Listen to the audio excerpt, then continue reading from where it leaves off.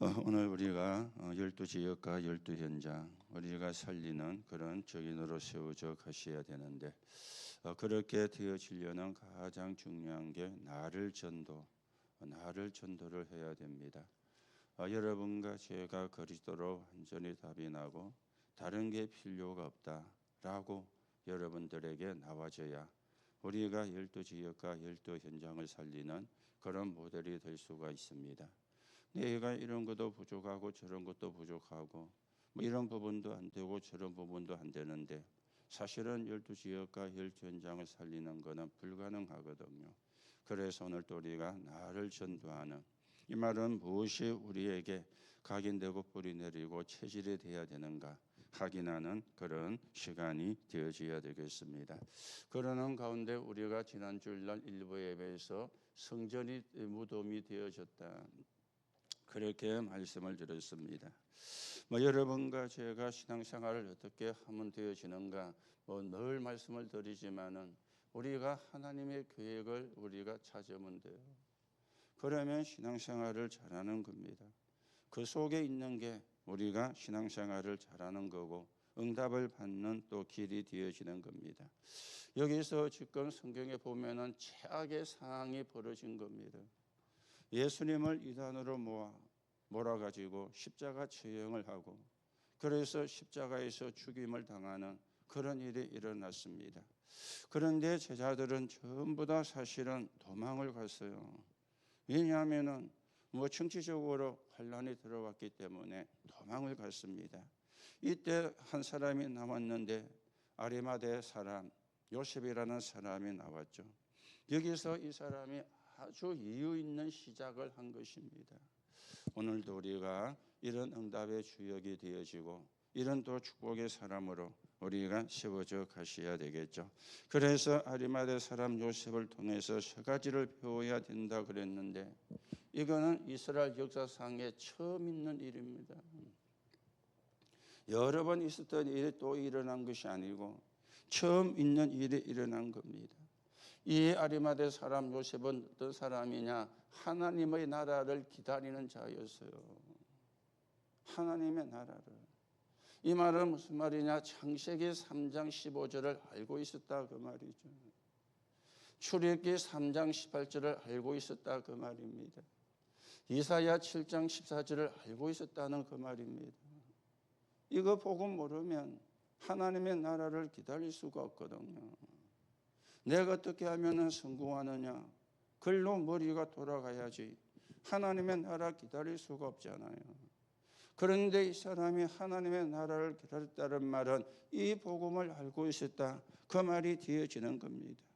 그런가 하면 이 사람이 죽음을 무릅쓰고 빌라도에게 가서 예수의 시체를 달라 그랬거든요. 이거는 뭡니까? 노바디에 도전을 한 겁니다.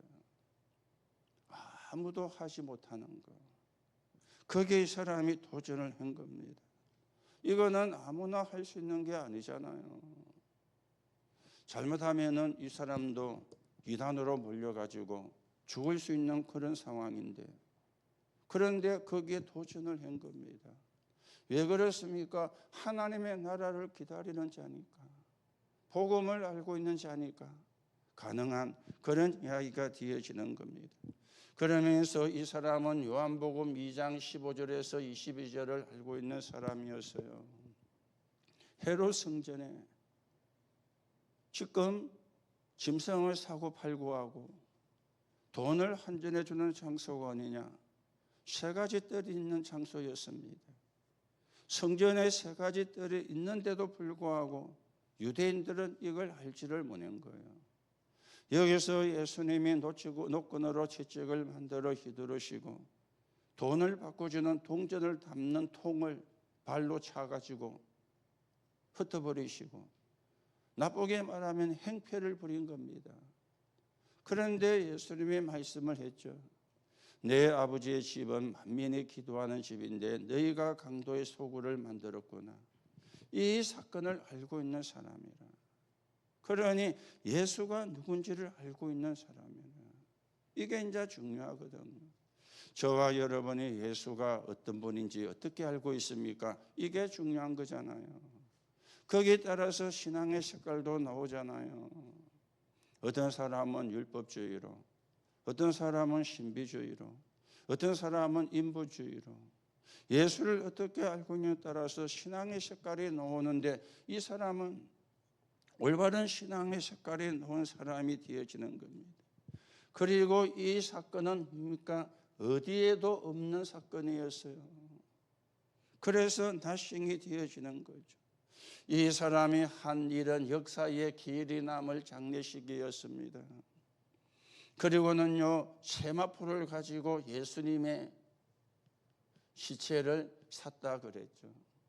세마포가 어떤 천인지 말씀을 드렸죠. 그 당시는요, 고급이라는 말보다는 아주 거룩한 것을 의미하는 천입니다. 제사장의 옷이 세마포로 만들었으니까 그거는 고급을 이야기하는 게 아닙니다.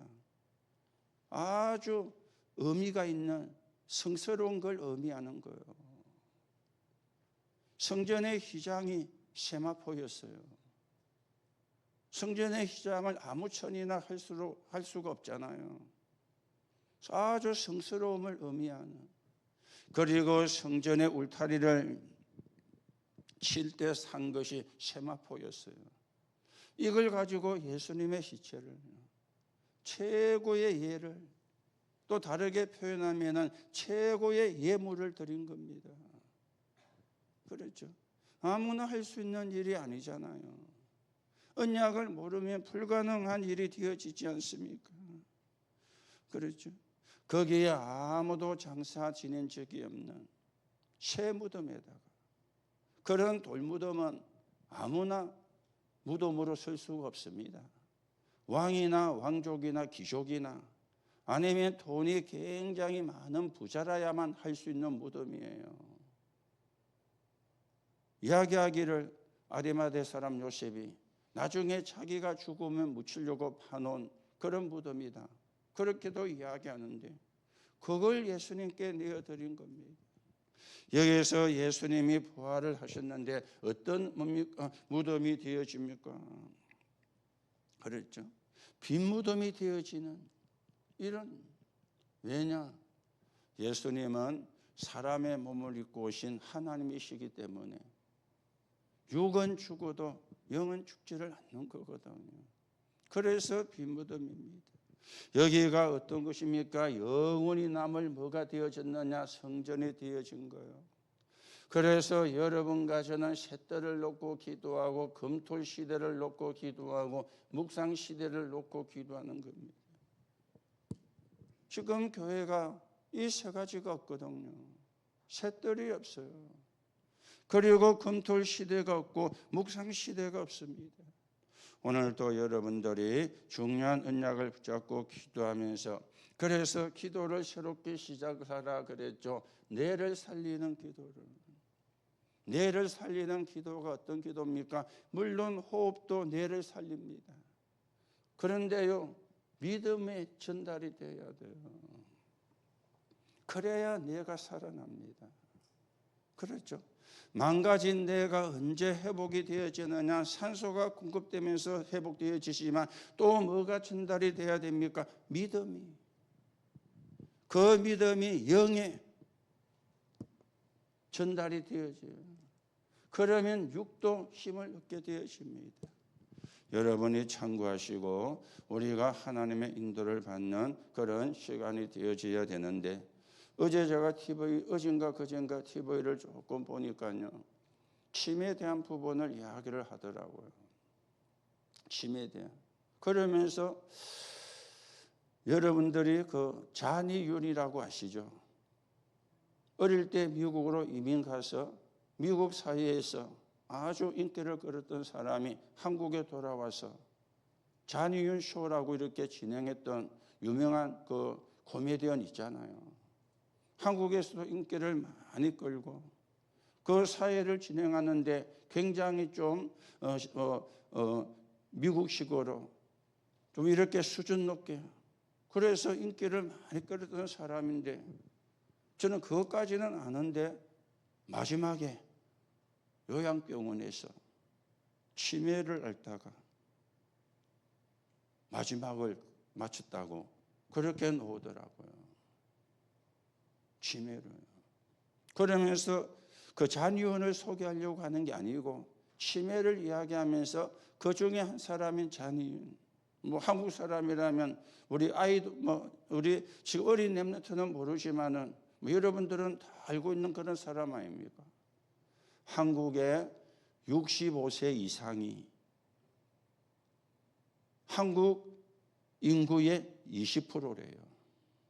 여러분이 다 거기에 포함되는 사람이 많습니다. 65세 이상이 한국 인구의 25%래요. 갈수록 점점 퍼센트가 더 많아지겠죠. 그런 사회가 되니까. 그런데 문제는 10명 중에 1명이 치매가 올 수 있다는 거예요. 10명 중에 1명이. 이 치매는 뇌염 병이잖아요. 그렇죠. 뇌염 병이잖아요. 그러면서 또 이제 치매를 가진 가족들을 이야기하는데 이런 분이 한 분 생기면 본인은 몰라요. 치매가 와봤으니까. 문제는 가족이잖아요. 요양병원에 보내면 되지. 그런데 그게 쉽지가 않대요. 이 치매를 환자들은 24시간 돌봐야 되기 때문에 요양비가 엄청 하루에 많대요. 응간에 갖고 놓고 요양비를 감당을 하루 이틀 같으면 되는데 그걸요 5년 10년 감당하는 게 쉽지가 않대요. 쉽지가 않아요. 그래서 또 뉴스를 보다가 일본에서 70세인가 75세가 먹는 아들이 95세가 되는 엄마를 죽였어요. 왜냐? 엄마가 치매가 왔는데 20년 동안 치매 수발을 했는데 더 이상 못할 것 같아요. 엄마를 죽이고 자기는 자수를 하고 그런 것도 이제 또 뉴스에 나오더라고요. 우리가 뇌를 살리는 거는 기도도 맞지만 믿음이 전달됩니다. 그러면서 산소가 전달되고요. 그리고는 영이 살고 그러면 육도 살게 되어 있습니다. 그래서 여러분들이 여러분의 뇌에다 믿음을 전달시키는 기도 새로 우리가 시작이 돼야 되겠습니다. 그러면서 오후 예배에서는 예배를 통해서 무엇을 찾아야 되는가? 이걸 우리가 말씀을 했습니다. 그래서 서론에서 말씀이 나왔죠. 우리가 예배할 때 어떤 일이 일어나는가? 그렇죠. 이 시간에 성삼위 하나님이 눈에 보이지 않게 역사를 하시는 거예요. 이게 예배할 때 일어난 일입니다. 이러면서 이 시간에 성삼위 하나님의 역사니까 흑암의 세력이 꺾이는 결박되는 일이에요. 그러면서 이제는 보좌의 능력이 나타나는데 하나님이 뭘 보내시느냐? 천군 천사를 보내시는 일이에요. 이게 예배할 때 일어나는 일이다. 여기서 중요한 게 성경의 말씀을 하고 있잖아요. 예배 시간에 뭡니까? 찬양 담당 천사가 타락했는데 그게 사단이라. 이게 지금 뭘 쓰느냐? 12가지 선략을 쓰고요. 이게 마태복음 4장 1절에서 11절에 보면은 예수님께까지 와서 시험을 건 겁니다. 마지막 시험이 뭐였습니까? 내게 절하라. 천하만국을 보여주면서 내게 절하라. 그래야만 이 모든 걸 네게 주겠다. 그렇죠. 지금은 천하만국이 아니고 뭡니까? 돈이 하나님이 되어가 있잖아요. 돈이 된다면 무슨 짓이든지 하는 시대가 되었잖아요. 자기에게 이익이 된다면 무엇이든지 하는 시대가 되었잖아요. 사단이 안 건드려도 사단의 짓을 하는 거예요. 돈 때문에. 그렇죠. 돈 때문에 사람 죽이고 돈 때문에 살인하고 돈 때문에 강도짓하고 돈이 하나님이 되어가 있어요. 돈이요. 우리는 돈이 필요로 합니다. 세계복음화 해야 되니까.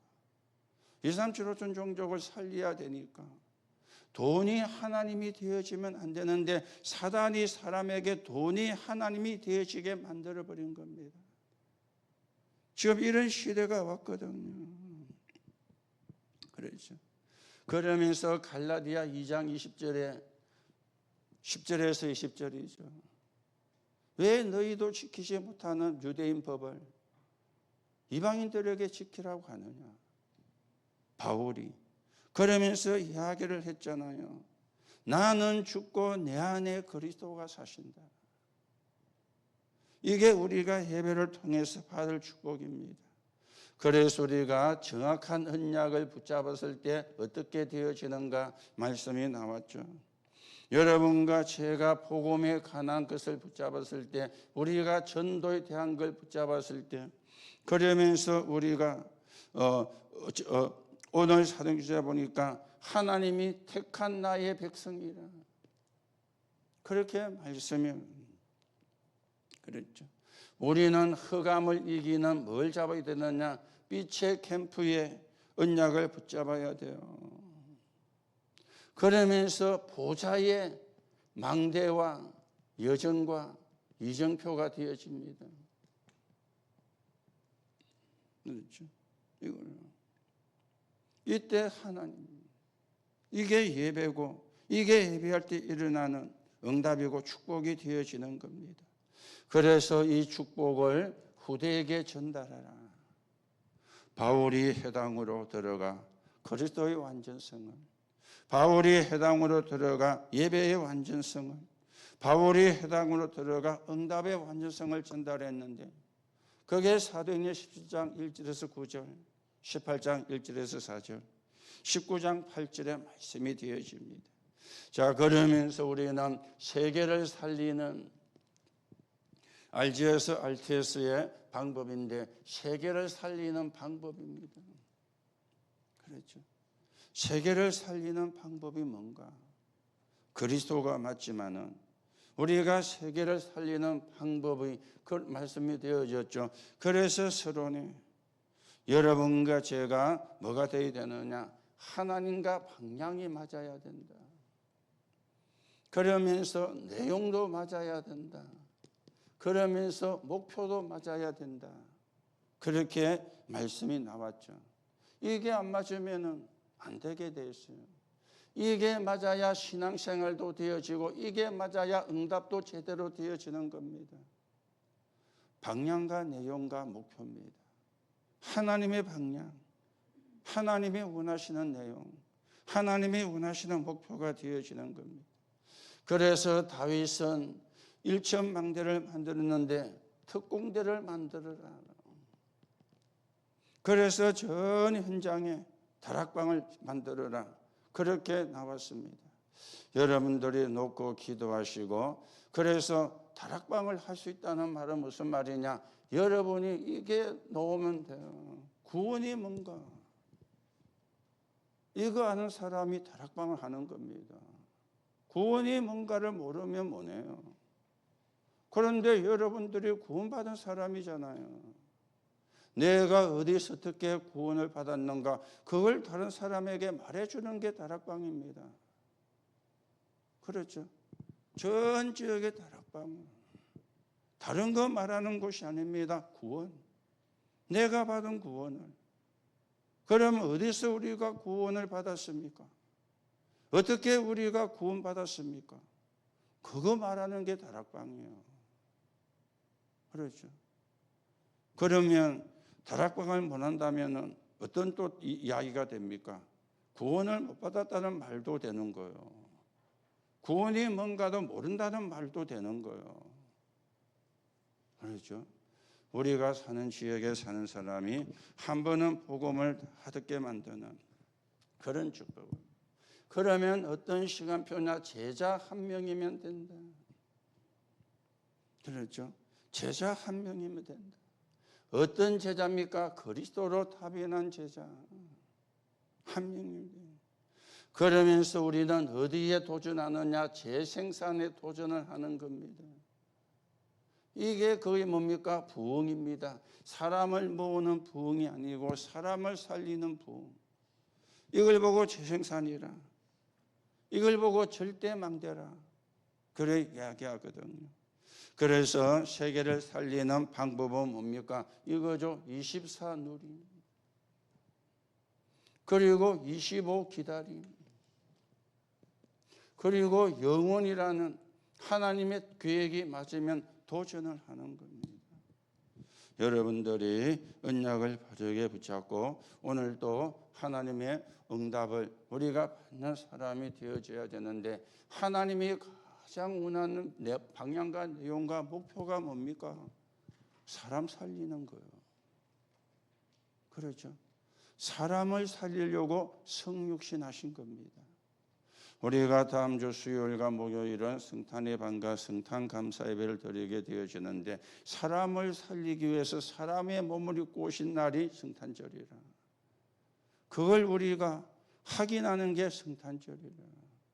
여러분들이 다락방을 놓고 기도하고요, 전 현장의 생명운동이, 전 현장의 말씀운동이, 그래서 사람을 살리는 일이 일어나는, 거기에 여러분과 제가 서 있는 그런 적인으로 우리가 세워져 가셔야 되겠습니다. 그래서 지난 주일도 아리마대 사람 요셉을 이야기하면서 이 사람이 어떤 일을 했다 그랬죠? 축복의 모델이 됐다 그랬잖아요. 예수님이 재림하는 그날까지 이 사람이 한 일이 증거될 겁니다. 그렇죠? 하나님이 여러분을 축복의 모델로, 그냥 부른 게 아닙니다. 축복의 모델로. 그래서 우리는 그릇만 준비를 하면 돼요. 그릇만요. 또 우리가 그릇이라 그러니까 우리는 자꾸 또 윤리와 도덕적으로 생각할 수도 있는데, 그것도 물론 그릇이 많습니다. 그런데요, 진짜 그릇은 뭡니까?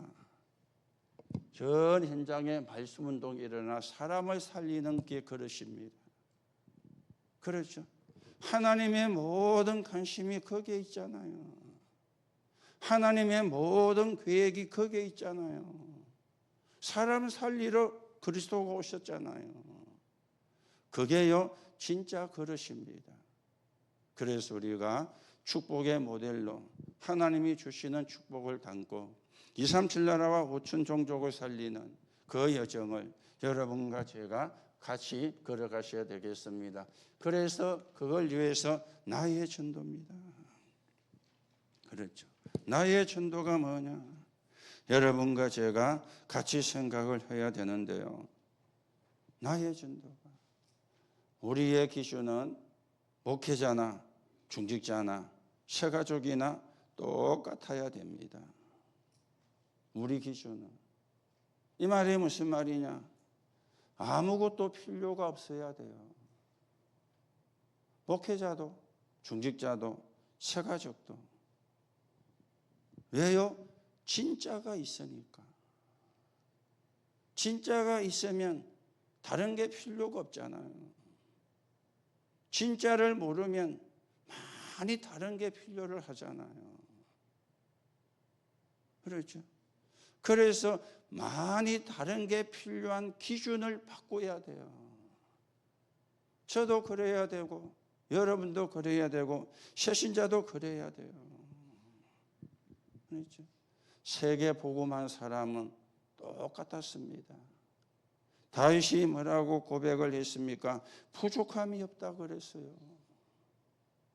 바벨론에 간 사람들은 뭐라 그랬습니까?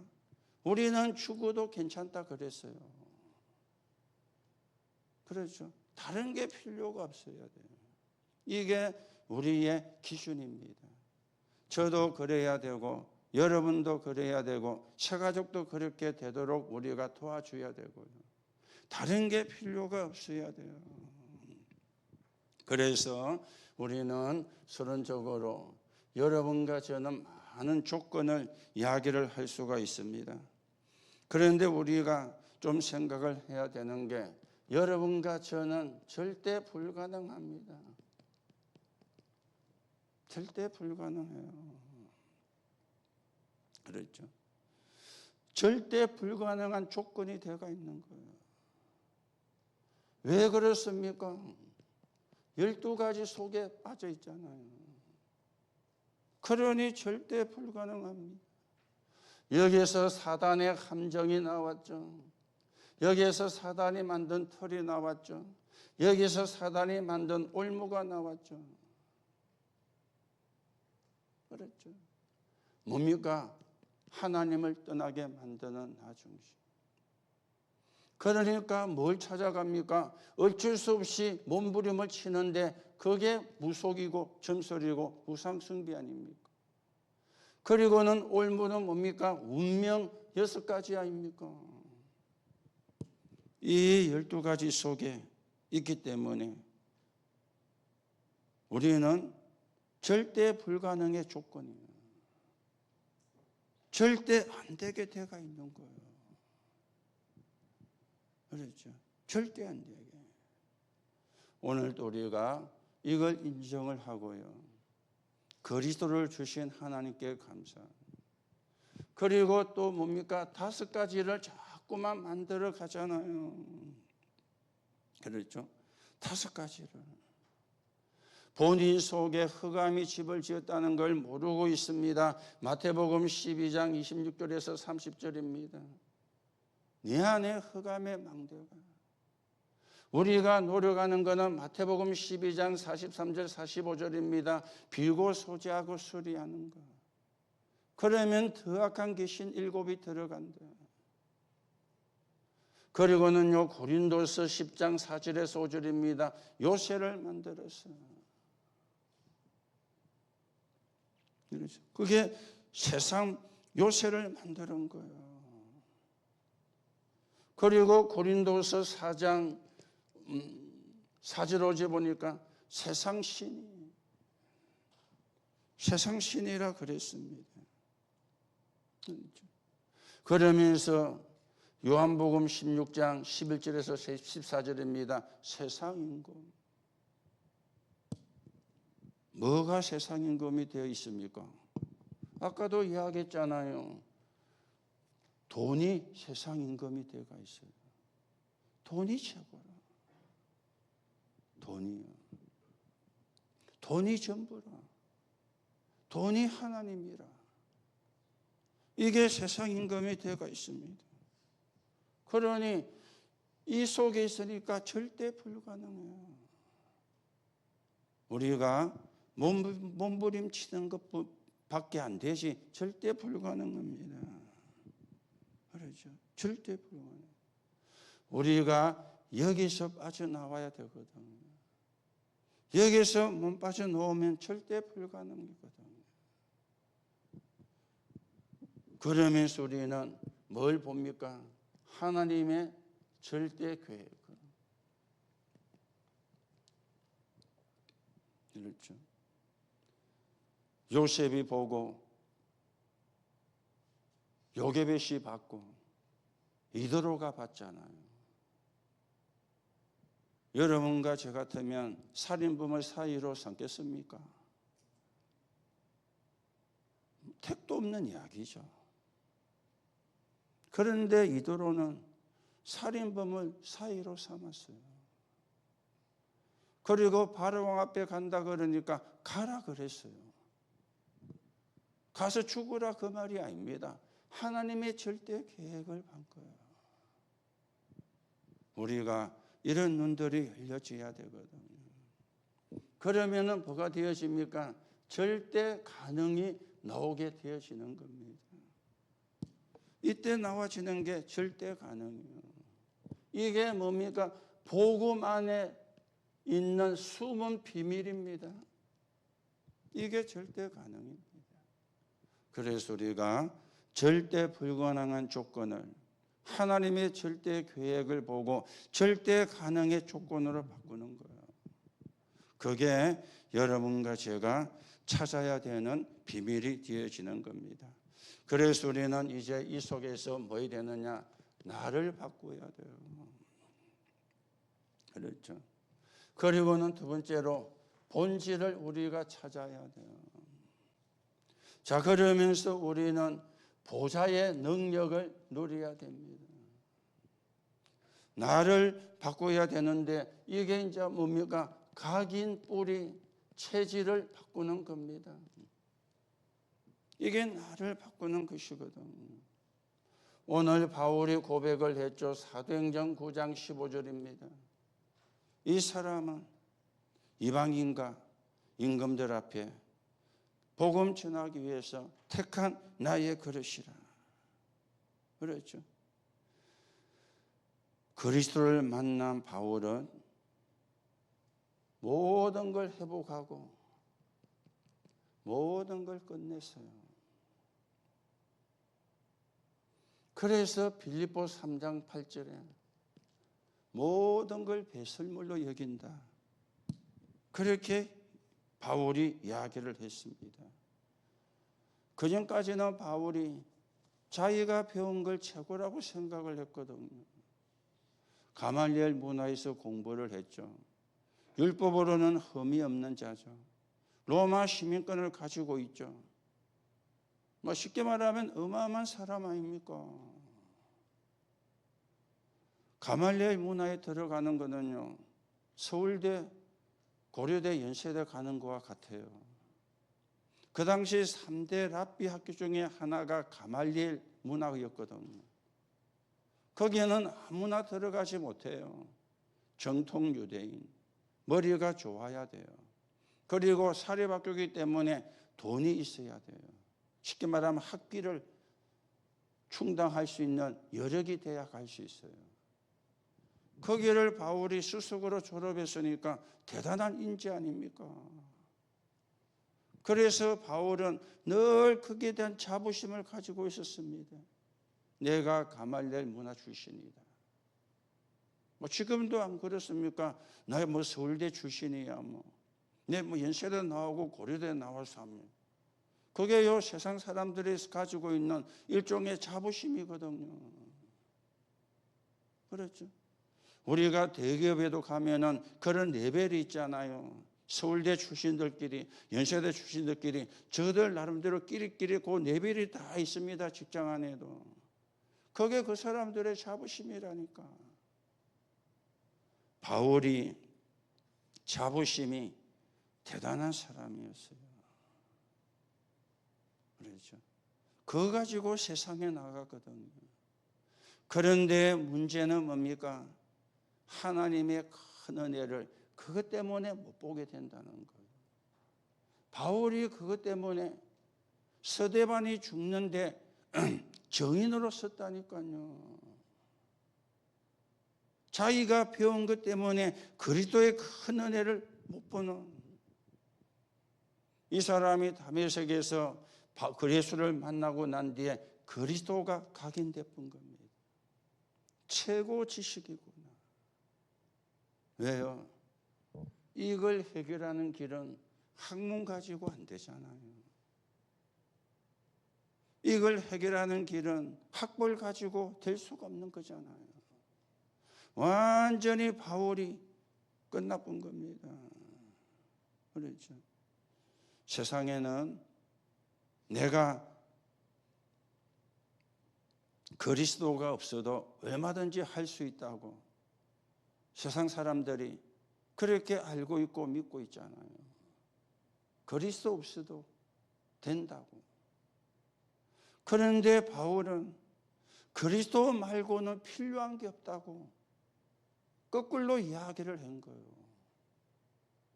그리스도가 없어도 된다고 생각하는 거기에 그리스도 말고는 필요한 게 없다고.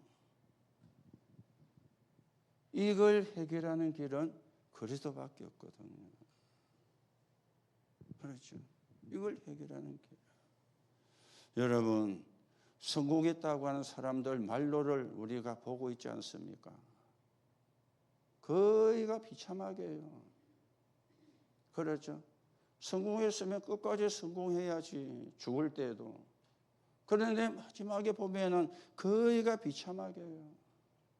영국이라고 하는 사람도 거의가 인생이 비참하게 죽었잖아요. 그렇죠. 왜냐? 그리스도가 없어도 할 수 있다고 했기 때문에 그런 결과가요. 바울은 그리스도 말고는 필요한 게 없다. 완전히 그리스도를 이 사람은 각인을 시킨 겁니다. 그리고는 사도행전 11장 25절에서 26절입니다.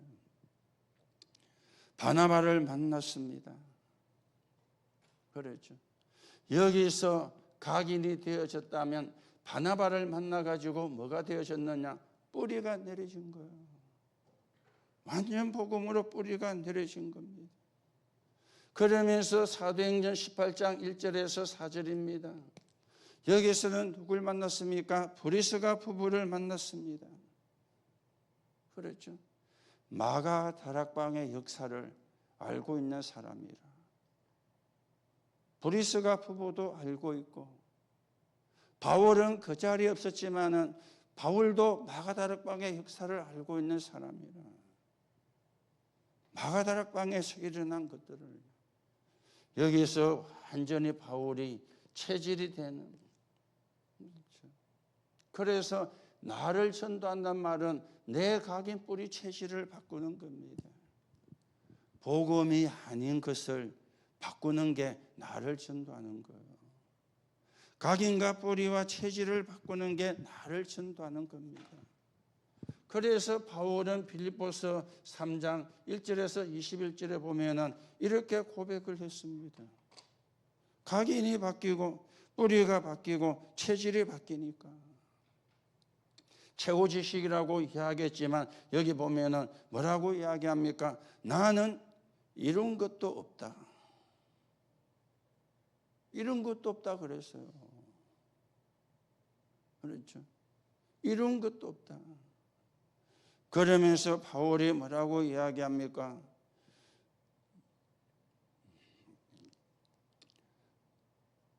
그리스도께 잡힌 바된 그걸 잡으려고. 나는 땅의 것이 중요한 것이 아니다. 위에서 부르신 부름의 상을. 나는 로마 시민권이 중요한 것이 아니고 천국 시민권이 중요하다. 그러면서 21절에 그 그리스도는 만물이 복종하는 이름이다. 그렇게 바울이 한 겁니다. 그렇죠. 여러분, 나를 전도한 다음에 좀 이상한 말로 들릴 수 있는데 이겁니다. 이미 여러분과 저는 구원받았기 때문에 각인 뿌리 체질을 바꾸는 거예요. 복음 아닌 나를 복음의 사람으로 바꾸는 거예요. 그게 나를 전도하는 첫 번째가 되어집니다. 다른 게 많이 각인 뿌리 체질이 돼가 있거든요. 세상 것이 많이 각인 뿌리 체질이 돼가 있거든요. 그래서 결정적인 순간에는 내 속에 있는 게 나오는 거거든요. 그럴 수밖에 없잖아요. 각인되고 뿌리되고 체질된 게 나올 수밖에 없잖아요. 그걸 바꾸는 게 나를 전도하는 겁니다. 그래서 우리는 진짜 하나님의 응답을 가지고 하나님의 축복을 가지고 축복의 모델로 세워지는 그런 은혜를 여러분과 제가 누려야 돼요. 자, 그러면서 로마서 7장 24절에서 25절입니다. 여기서 본질을 이야기합니다. 바울이 엄청난 고백을 합니다. 그렇죠. 뭐라고 고백을 하느냐. 그렇죠?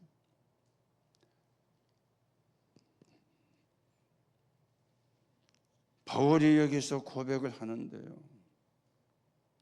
나는 왜 안 될까?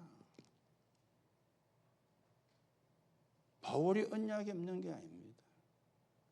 그러면서 뭐랍니까? 나는 공고한 사람이구나. 그렇게 이야기를 합니다. 그래 놓고는 바울이 이야기를 합니다. 그리스도를 주신 하나님께 감사합니다. 이 말이 이 말입니다. 나는 절대 불가능. 하나님의 은혜를 깨달을 때 절대 가능한 거예요. 우리가 구원을 받아도 갈등은 생기잖아요. 우리가 구원을 받아도 불신앙은 순간순간 들어오고 생기잖아요. 그렇죠? 구원을 못 받았어요. 구원 받았는데도 갈등이 생겨요. 구원 받았는데도 불신앙이 순간순간 들어와요. 염려가 들어와요. 바울이 그걸 지금 고백을 한 거예요. 그래서 나는 안 된다. 그리스도를 주신 하나님께 감사한다. 이게 본질이 돼야 되는 거예요. 다른 게 본질이 되면 안 돼요. 그리스도를 주신 하나님께 감사한다. 그렇죠? 여러분과 제가 어떤 사건이나 상황이 생기면 갈등하잖아요. 어떤 또 우리가 문제를 만나면 불신앙 들어오잖아요.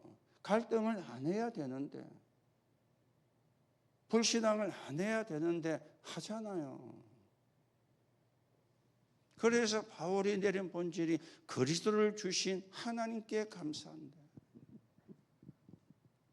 여러분, 우리가 운명이라고 할 때에는 세 가지가 있습니다. 어떤 상황을 우리가 만나면 운명이라 그렇게 이야기를 하죠. 어떤 상황적으로 오는 거예요. 조금은 다를 수 있지만 설명을 드리면 남자가 여자가 서로 처음 만났어요. 그런데 처음 만났는데 이 사람 내 운명이구나. 이런 이야기 들어보셨죠? TV 드라마에서도 그런 내용만 처음 만났는데 이 사람이 내 운명이구나. 그게 이제 상황입니다. 그렇게도 운명은 만들어지기도 합니다. 그런가 하면은 운명은 상대에 의해서, 이 말이 무슨 말인가 하면은 나하고는 아무런 상관이 없는데 다른 사람 때문에 오는 게 있다 그 말이에요. 그렇죠? 나는 안 했는데 다른 사람 때문에 오는 게 있습니다. 그게 이제 상대적인 운명입니다. 이걸 또 좀 비슷하게 설명드리면 이상한 친구를 만난 거예요. 그래서 내가 그 이상한 친구에게 끌려가 보는 거예요. 만났는데 마약하는 사람을 만났어. 그러면 거의 끌려갑니다. 만났는데 도둑질하는 놈을 만나서 그러면 계속 도둑질 이야기하면 끌려가요. 안 끌려가야 되는데 이게 상대적으로 만들어지는 운명입니다. 그런가 하면 운명은 하나가 더 있습니다. 그게 뭡니까? 본질입니다. 그렇죠. 본질입니다. 본질적인 문제거든요. 이제 이 본질이 뭡니까? 하나님 떠나서 생긴 운명이라. 그게 본질이잖아요. 이거는 하나님이 주신 그리스도가 아니면 해결이 안 되는 본질이잖아요. 운명이잖아요. 그렇죠. 그래서 여러분들이 갈등도 올 수 있고 불신앙도 올 수 있습니다. 그런데 그 속에 빠지면 안 돼요. 그런데 빠지는 경우가 더 많다고 봐야 되거든요. 안 빠지려면 어떻게 해야 됩니까? 그리스도를 주신 하나님께 감사할 때 안 빠지게 되고 이겨내고 뛰어넘게 되는 거예요. 그게 우리의 본질입니다. 그렇죠. 상황에 의해서 오는 운명도 있다니까요. 상대를 말미암아 나는 안 했는데 나는 상관없는데 상대 때문에 오는 경우들. 그렇죠. 좀 비슷한 이야기는 아니지만은 요즘 보증 서면 위험하잖아요. 내가 보증을 써서. 그런데 내가 보증선 그 사람이 문제가 생겨서. 그러면 그 책임은 누구한테 옵니까? 보증선 나한테 오잖아요. 내가 그런 게 아니에요. 이게 이제 상대가 그런 거예요. 그래가지고 어려움 당하는 사람도 많이 있거든요. 그런데 우리가 말하는 운명은 그게 아닙니다. 본질입니다. 하나님이 아니면 안 되는 본질. 그 운명. 그래서 그리스도를 주신 하나님께 감사한다. 이걸 붙잡는 게 나를 전도하는 겁니다. 다른 걸 붙잡으면은 그 문제는 해결을 못 해요. 그 문제는 해결을 할 수가 없어요. 그래서 여러분들이 나를 전도한다. 내 틀린 각인 뿌리 체질을 바꾸는 거예요. 나를 전도한다는 것은 본질을 회복하는 거예요. 그게 나를 전도하는 비밀이 되어집니다.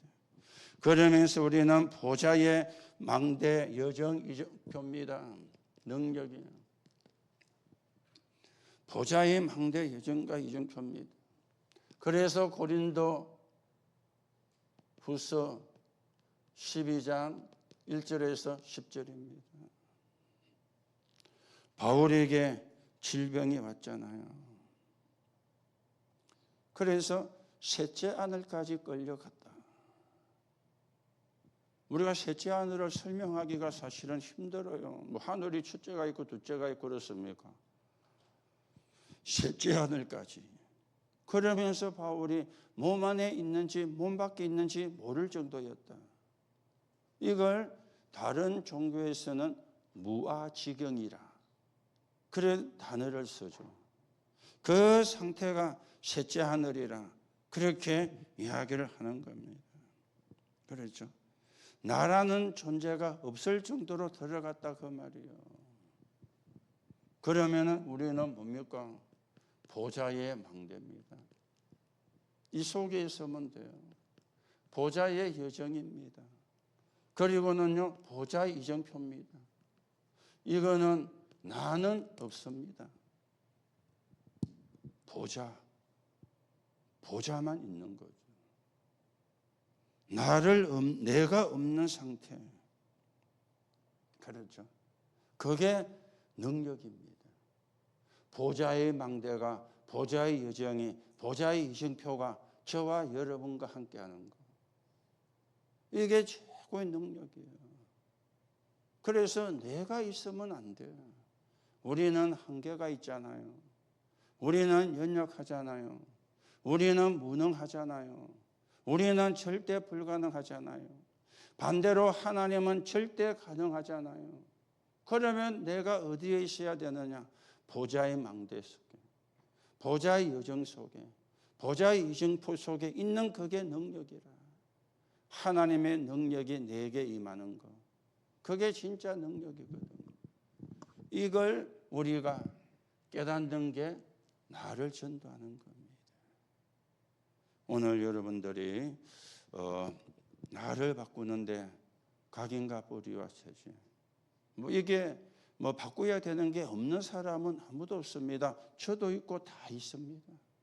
매일 우리가 바꾸는 게 신앙생활이라. 나를 바꾸는 게 신앙생활이라. 그러면서 하나님 것으로 채우는 게 신앙생활이라.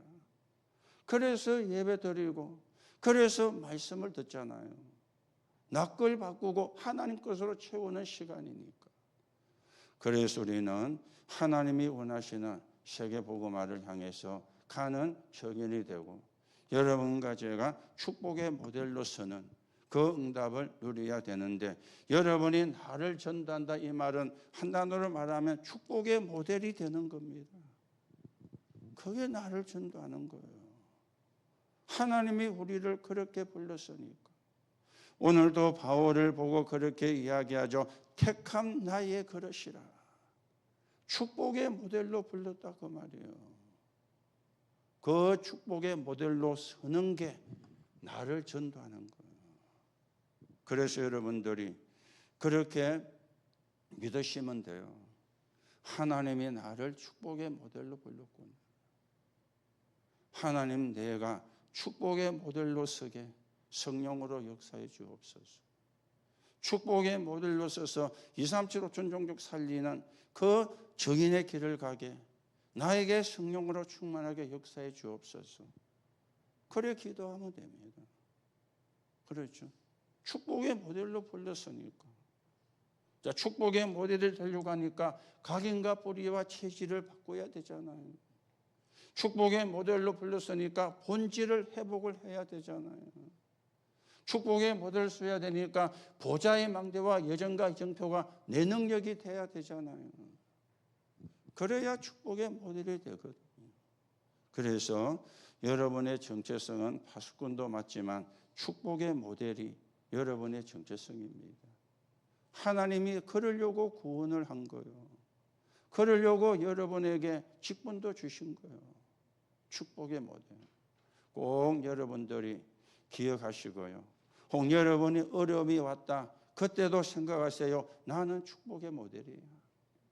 혹 여러분에게 갈등거리가 생겼다. 그때도 생각하세요. 나는 축복의 모델이야.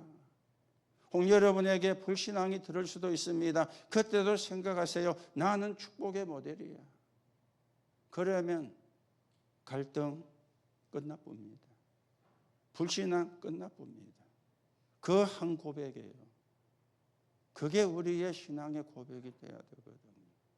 오늘도 여러분들이 이 축복을 누리고 회복하는 그런 하나님의 응답이 있기를 바랍니다. 그래서 오늘 5가지 이유를 이야기했죠. 이거는 조금 신학적인 용어인데 여러분이 좀 아셔야 되니까. 첫째는 뭡니까? 인간의 전적 타락. 창세기 3장이에요.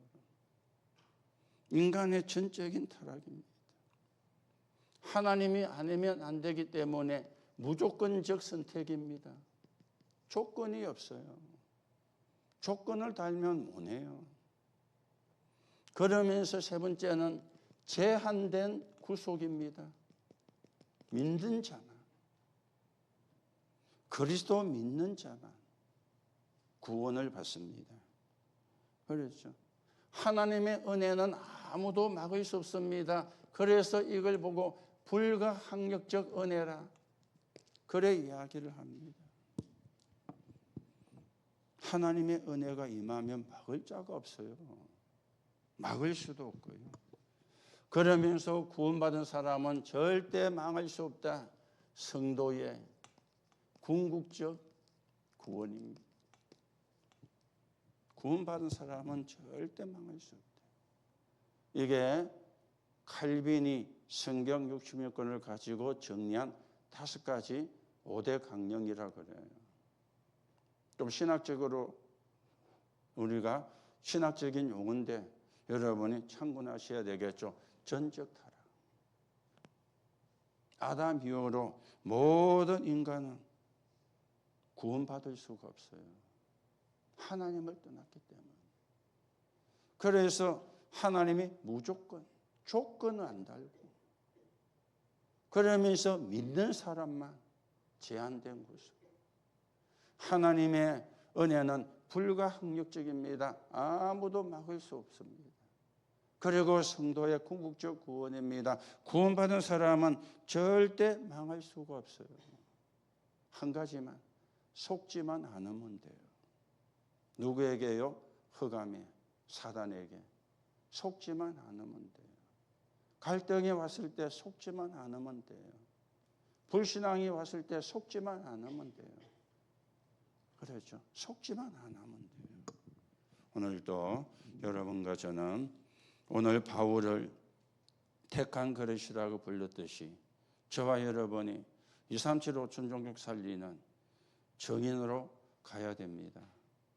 그래서 여러분과 저를 축복의 모델로 하나님이 쓰시려고 불렀습니다. 그래서 여러분과 제가 나를 전도하는 가운데 하나님이 축복할 수밖에 없는 그릇을 만들어서 그릇이 크면 많이 담기잖아요. 그릇이 작으면 아무리 착해도 작게 담겨요. 못돼도 그릇이 크면 많이 담겨요. 우리가 축복의 그릇을 키워야 되겠습니다. 축복의 모델이니까. 그래서 지역 복음화, 237 5천 종족 복음화는 그런 정인이 되고 교회를 세우는, 교회를 살리는 그런 정인으로 여러분과 제가 세워져 가셔야 되겠습니다. 이 축복이 저와 여러분의 것이 되기를 예수님의 이름으로 축복합니다. 하나님 은혜를 감사합니다. 우리를 축복의 모델로 불러주신 하나님께 감사를 드립니다. 그래서 나를 바꾸는 은혜가 있게 하시고 본질을 찾는 축복을 누리게 하시며 보좌의 능력을 누리는 응답 속에 있게 이 시간도 성령으로 역사해 주옵소서. 그래서 지역 복음화, 민족 복음화, 237 5천 종족 복음화, 그리고 교회를 세우고 교회를 살리는 주역이 되게 하시고 세 가지 뜰 있는 교회, 금토일 시대가 열리는 교회, 묵상 시대가 열리는 교회를 세우는 정인되게 성령으로 역사해 주옵소서. 오늘도 우리에게 있는 모든 연약한 부분들이 예수 그리스도 이름으로 회복되는 시간, 치유가 일어나는 시간이 되게 하시고 그 질병의 근원이 마르는 시간이 되게 하시고 무능이 치유되는 시간이 되게 하시고 가난이 물러가는 시간 되게 성령으로 역사해 주옵소서. 그리스도이신 예수님의 이름으로 기도하옵나이다. 아멘.